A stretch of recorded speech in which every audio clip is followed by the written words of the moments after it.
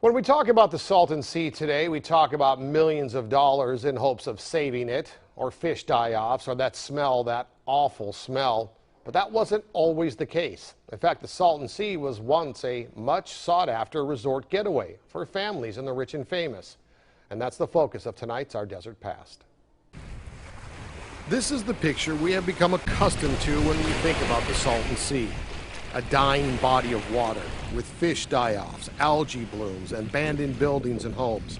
But there was a time when the Salton Sea was a much-loved resort getaway.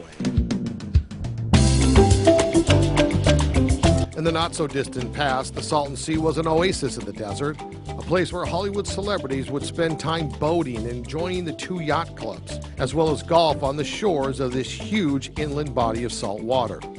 Families flocked to the sea for water sports, fishing, picnics, and cooling off in the sea's lazy waves. It seemed like this fabulous gift, you know, that this would be a boon. I mean, this would be a new resort area. I mean, the climate would be ideal for people who are seeking respite from damp, cold areas to come out to the desert. There'd be sun. It would be a great place for boating and fishing, water skiing. The sea was born after a series of man-made canals, and Mother Nature conspired to create the Salton Sea. At first in an attempt to irrigate the fertile land of the Imperial Valley. But a few years of heavy rain and snowpack melted off suddenly. The Colorado River overflowed and canals burst, and the inland body of salt water was created by God and by man. In 1905, the Colorado River flooded, massive flooding, 20, 30-foot high wall of water throughout the area. And so that is known as, or referred to as, the creation flood. But as the valley grew and became a more popular place to be in the post-war years, families ventured further out of Palm Springs and discovered this oasis. Developers moved in, restaurants, docks, yacht clubs were created. Roads and parking lots were paved, and the Salton Sea was the place to be.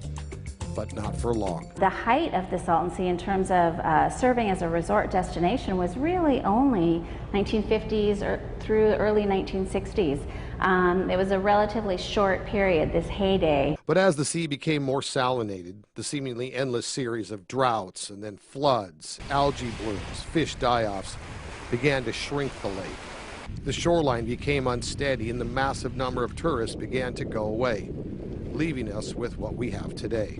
Flood happened in the early 70s, and it became apparent that that wouldn't be feasible. And so since then, it's really been in decline. Once it became apparent that it could not continue to serve as a recreational area. The fate of the sea is unknown at this time, but back in the day, for a very short period of time, oh, what a fabulous place it was.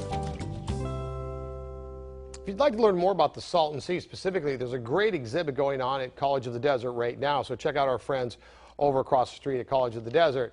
If you love stories about the desert on a whole, and specifically Palm Springs, head out to the Historical Society. They're right in the heart of downtown Palm Springs on Palm Canyon Road between Arenas and Barristo. Wow, that was a swinging place. It really was. I actually remember my family going there way back in the day. It was a great place to go. Oh, let's hope that history repeats itself one day. Maybe. Be nice, right?